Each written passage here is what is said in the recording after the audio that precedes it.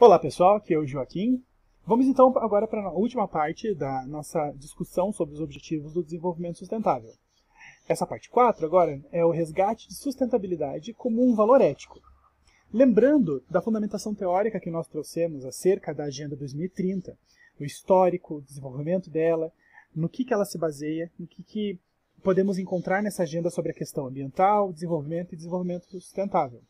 E considerando o que vimos na última parte, na parte passada, que nós vimos, a parte número 3, com relação ao que seriam as suas limitações, as lacunas nessa compreensão de desenvolvimento e desenvolvimento sustentável da Agenda 2030, principalmente para a questão do eixo sul e da América Latina. Para guiar esse início de discussão, eu trago aqui três perguntas que fazemos exatamente considerando o que nós entendemos, então, hoje no mundo sobre a questão do desenvolvimento e desenvolvimento sustentável, e o referencial teórico que trouxemos aqui mostrando as fragilidades da Agenda 2030.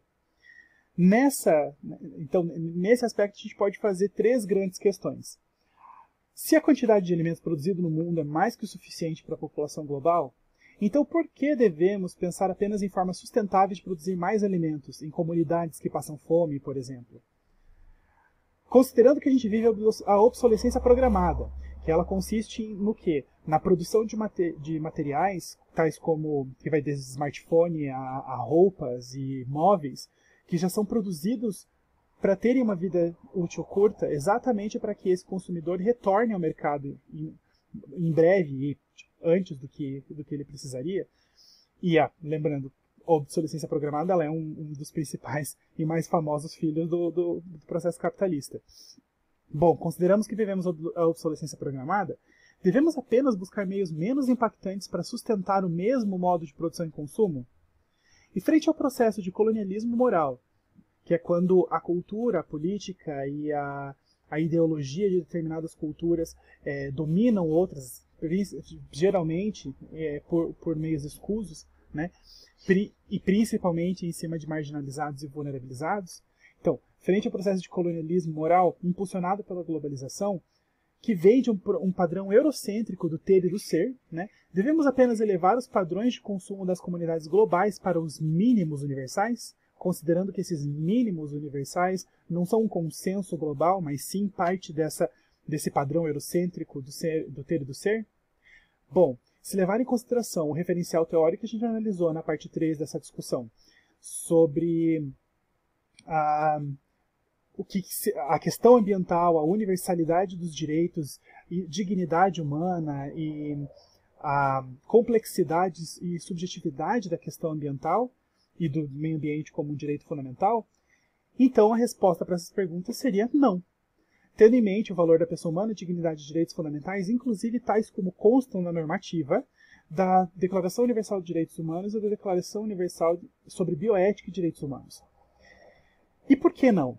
Porque comparando o histórico, a construção histórica da Agenda 2030, a concepção de desenvolvimento sustentável que há nela, e a forma como o mundo se comporta quando se fala ao falar de desenvolvimento sustentável, a gente percebe que a concepção de sustentabilidade da Agenda 2030 e a mainstream, né, a principal aplicada hoje no mundo, que desenvolve as receitas e os protocolos para se atingir a sustentabilidade, ela é neoliberal e eurocentrista e eurogênica, além disso.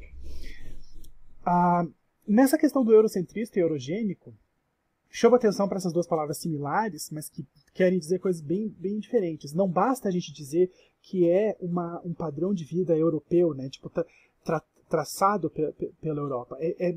Nessa questão que a gente está falando aqui, é muito importante ressaltar de que ele não só é baseado na Europa, como foi criado por eles. Ok, falando assim parece meio besta, mas é porque, veja, eu quero ressaltar com essas duas palavras aqui, de que é um padrão criado pela Europa sem levar em consideração o resto do mundo. Essa é a principal parte que a gente tem que levar em consideração. É feito da Europa, pela Europa, para a Europa, desconsiderando o restante dos países. E que, graças a algumas interpretações da Agenda 2030, o resto do mundo é colocado para perseguir cegamente, sem contextualização, sem crítica. E isso é um grande problema. Por isso que propomos aqui fazer uma discussão em a busca por um novo referencial para buscar alternativas para essa ideia de sustentabilidade, em comparação com o que a gente tem na Agenda 2030. Uma boa alternativa é a própria bioética global de Potter, que eu já abordei na parte 3 dessa discussão. Na bioética global, ele invoca uma ideia da inter-relação das vidas no planeta, para além de apenas a vida humana, mas a interdependência que essas vidas, a humana e a de animais não humanos, por exemplo, e a de plantas, de como elas se relacionam. E ele ensaia uma ideia da biosfera como um todo ético, o que, para a época, era revolucionário.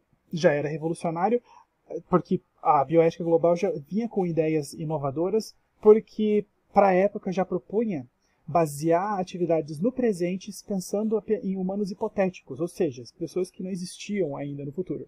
E ele propõe levar em consideração nesse repensar a biosfera como um todo ético.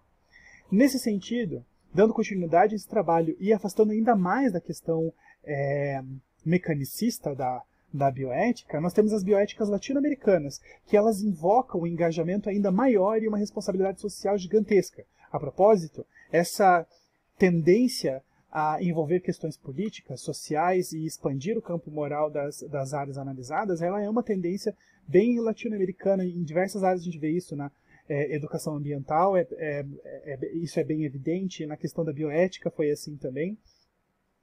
E nessas bioéticas latino-americanas eu gostaria de ressaltar uma que é uma obra muito famosa, mas uma linha muito famosa e de grande destaque da bioética, linhas, né, da bioética latino-americana, que é daqui do Brasil, do professor Voney Garrafa, que fala de bioética intervencionista, por exemplo, e nela traz a corporeidade como valor ético universal.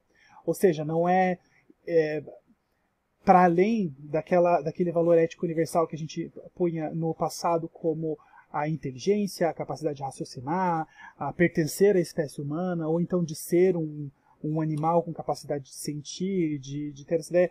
Ele vai para a corporeidade, como valor ético universal. Ele não traça essa discussão nesse sentido, mas com o leitor mais atento consegue ver uma ligação direta da corporeidade, tal como o Voney Garrafa aborda, com o que nós estudamos em biologia, por exemplo, em ciência, até na questão da evolução. E nós vemos que diversas questões da natureza acontecem pelo valor que os organismos têm em seu próprio corpo, da sua existência, da sua sobrevivência. Desde as formas mais simples, e quando eu falo simples é do nível celular, até o mais complexo, sabe? Mas isso aqui seria discussão para um outro momento.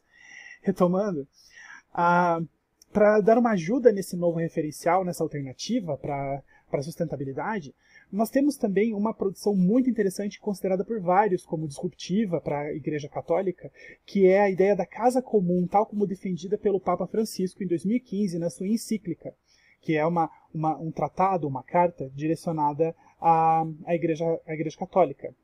Nessa produção, ele coloca ele debate a criação não hierarquizada, por exemplo, diminui essa hierarquização, pelo menos, do ser humano acima de todos e separado desse restante. Até é interessante que uma leitura nos mostra que ele fala do papel do ser humano enquanto o irmão mais velho, responsável por cuidar e proteger o seu irmão mais novo e dar esse serviço ao pai ou à mãe, sabe? É uma coisa muito legal de se ler. E ele traz também uma discussão nessa carta, nessa encíclica, da biosfera como um valor moral cristão, então.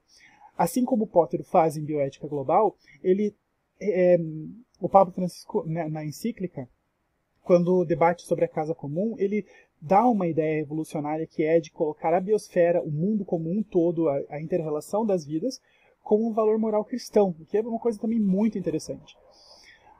Nisso, também, eu acho legal ressaltar aqui, em que ele faz um resgate da solidariedade, da compaixão, que são valores do dogma cristão, para aplicá-las nas relações extra-específicas, para além do antropocentrismo. O que eu quero dizer com isso?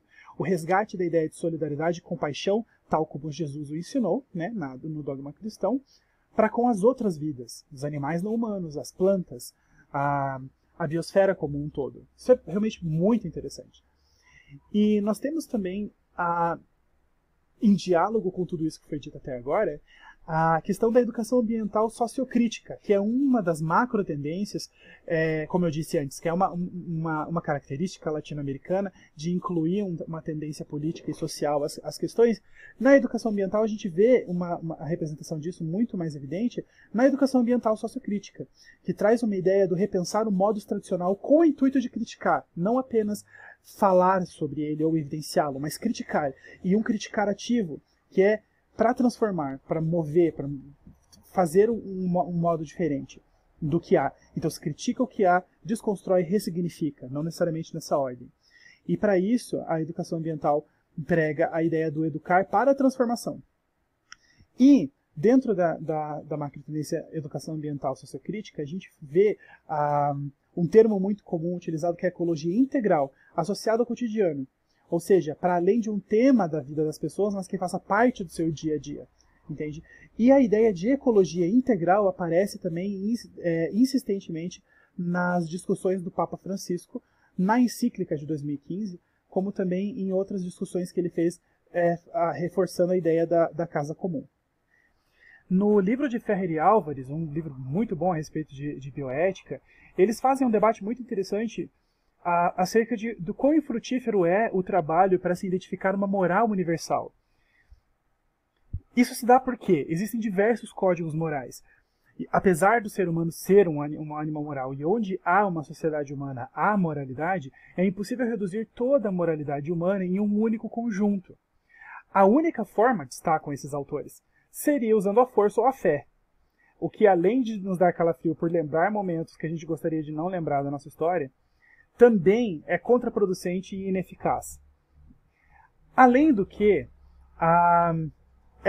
todo esse apego e essa falta de crítica na abordagem dessa agenda abre o espaço para uma influência, assim como a gente já disse, a influência neoliberal, a valorização da economia acima do bem-estar social, que já discutimos também anteriormente, desenvolveu o mainstream de desenvolvimento sustentável global a um ponto em que ele se tornou uma panaceia utópica. Ela é o remédio para todas as coisas. Aliada às políticas neoliberais, então, que surpassam as necessidades sociais, as necessidades mais básicas, em prol da defesa do econômico, assim, até instrumentalizando as pessoas e a vida das pessoas.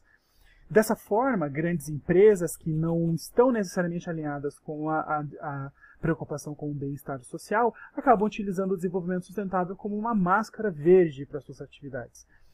Isso se identifica muito claramente no início dos anos 2000 com aquela busca enlouquecida pelo ISO 14000 e o selo de eco-friendly, que foi uma grande asneira aliás, considerada uma grande asneira das primeiras décadas do ano 2000 por vários ativistas ambientais. É necessário, portanto, considerando essa dificuldade, essa impossibilidade de dar uma moral universal, um único jeito para o mundo inteiro, é necessário considerar que o mundo e as sociedades, elas são entidades complexas. Então, para entendê-las e transformá-las, é necessária uma compreensão sistêmica e ampla e inclusiva. Isso é o oposto do que nós temos no método científico tradicional, que ele é muito cartesiano, dualista. Para isso, nós precisamos também de um novo referencial para essa análise sistêmica, ampla e inclusiva. Duas muito interessantes que, além de tudo, se conversam muito, mas uma mais da área das ciências sociais aplicadas e outra mais da área da bioética, é o termo de totalidade concreta, tal como defendido por Von Garrafa, e o paradigma da complexidade em Morin. São duas ideias, que futuramente a gente pode voltar e discutir mais a respeito delas, que rompem com a visão dualista, simplista e cartesiana de realidade. Em primeiro lugar, ela valoriza a construção em teia e a construção sistêmica, a inter-relação entre as menores partes. E não veem que o todo pode ser definido como um todo ou as partes que compõem o todo podem ser identificadas como isoladas, mas de que o todo é feito das partes menores e que essas partes menores são interdependentes e dentro dessa interdependência não existe ou não deveria existir o abuso ou o uso que seja, mas nem a colaboração necessariamente, mas a cooperação, onde ambos os lados envolvidos, onde todos os lados envolvidos nessa cooperação trabalhem sem esperar nada em troca, no caso, assim, sem ter essa busca pelo lucro em cima do trabalho dado, que é o que a gente fala, né, nessa questão, nesse aspecto de construção sistêmica, que é um rompimento com a visão neoliberal de desenvolvimento. Pois bem, dito tudo isso, a gente pode construir um aspecto do que é o desenvolvimento sustentável, tal como na mídia mainstream nós temos hoje em dia. Se vê, como você pode ver à esquerda dessa imagem, como um todo. Imagine que esse círculo preto, ele é o globo, no caso. E a agenda busca esse mundo, né, globalizado, a sociedade globalizada e sustentável. Ela preconiza uma uniformização dos métodos. O que faz, quando se analisa as partes menores, a descontextualização desse método, porque ele é um método para o todo, não para aquela parte necessariamente. Isso é porque ele vê o globo como um todo, e por ser um todo, ele exige apenas um único método. Ele desconsidera as discrepâncias entre as comunidades, a pluralidade cultural que a gente tem, a diversidade étnica e política entre as diferentes sociedades e comunidades do mundo. Vale lembrar que hoje em dia não existe um consenso sobre o termo desenvolvimento sustentável. A gente abordou aqui várias fontes e várias análises que nos ajudam a ter um relance, um vislumbre de como se entende no aspecto geral, mas não há um consenso. Logo, se não há um consenso, como pode haver um único método para o mundo inteiro? E, de novo, esse método, como a gente analisou até agora, e eu quero lembrar aqui de novo, ele é eurocêntrico e eurogênico. Uma alternativa para essa visão da pretensa universalidade de um método para o desenvolvimento sustentável, e a conclusão dessa nossa discussão até agora, é o que nós encontramos em comunidades sustentáveis, respondendo à ideia de totalidade concreta e do paradigma da complexidade de Morin. Nessa ideia, o todo sustentável é feito por menores partes, onde cada uma delas é sustentável, considerando as suas capacidades, necessidades, métodos, história, a cultura e a história local. Isso potencializa a característica autóctone do próprio local, daquela comunidade. Para isso, a gente consegue buscar a sustentabilidade de uma comunidade rural, por exemplo, interiorana daqui do Brasil, sem precisar ter que encaixá-la num processo de produção e consumo que foi desenvolvido em uma comunidade interiorana da Europa, como por exemplo na Itália. Nessa visão de desenvolvimento sustentável, a gente valoriza a pluralidade metodológica e a valorização autóctone, a valorização do local. Para compreendê-la, assim, a gente precisa ver o mundo sustentável como a soma das partes que é o que mantém o equilíbrio. Nela, a gente visualiza a cooperação entre comunidades, de forma que as necessidades de uma, quando sai do seu eixo de sustentabilidade, é suprida pela outra, e não numa intenção de compra, de troca de commodities, no sentido neoliberal da colaboração, mas da cooperação em que eles estão se ajudando ali com os seus excedentes e com as suas faltas, tendo em consideração o todo que não pode sair do seu eixo de sustentabilidade. Dessa forma, a gente busca uma sociedade global sustentável, só que preserva a identidade, a diversidade e a autonomia de cada comunidade. Para entender como a ideia de sustentabilidade nesse escopo, a gente precisa entender que quando se fala de sustentabilidade, a gente também está falando de saúde, no sentido de que a gente pode entender de que há sustentabilidade, há saúde no planeta, quando as linhas que envolvem a produção, o consumo, o desperdício e a reciclagem, elas se compensam e não saem de uma faixa de saúde ou faixa de normalidade que é composta pela resiliência do ambiente. Ou seja, tanto produção quanto consumo, a reciclagem e o desperdício não podem romper para mais nem para menos essa resiliência. E assim nós teremos a sustentabilidade. E a ideia é pensar cada uma dessas comunidades seguindo ao seu próprio modo essa ideia de saúde, essa ideia de faixa de normalidade, de faixa de salubridade, por exemplo, de sanidade. E assim, garantindo que cada uma, dentro da sua realidade, vai ter essa sustentabilidade, nós conseguimos um todo sustentável, sem obrigá-los a seguir protocolos e receitas, no caso. Bem, essa é uma das alternativas. Existem várias outras, e a própria ideia de comunidades sustentáveis deve ser discutida.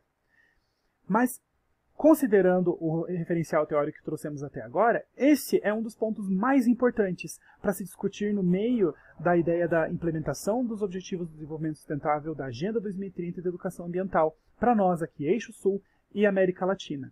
Porque precisamos, e isso fica muito evidente, buscar meios de sustentabilidade que respeitem as nossas características geográficas, sociais, étnicas e vários outros aspectos, para que possamos alcançar um nível melhor também de bem-estar ao tentar atingir a sustentabilidade. E para vocês eu termino com essa pergunta agora. Qual que é o seu papel nisso tudo? Enquanto professor, pessoa, gestor, consumidor, eleitor, pesquisador, qual é o seu papel em cima de tudo isso daqui que a gente discutiu até agora? Eu vou deixar então isso aqui aberto, assim como os nossos fóruns, então agora a gente vai se encontrar para pegar as dúvidas de vocês, as suas contribuições, e vamos dar continuidade ao nosso papo agora de uma maneira mais interativa. Espero que tenham gostado dessa exposição até agora, e deixo para vocês o meu contato, se eu puder ajudar em alguma coisa, ou se tiverem dúvidas ou sugestões sobre esse conteúdo, eu fico aberto. Muito obrigado, galera, e a gente se fala depois.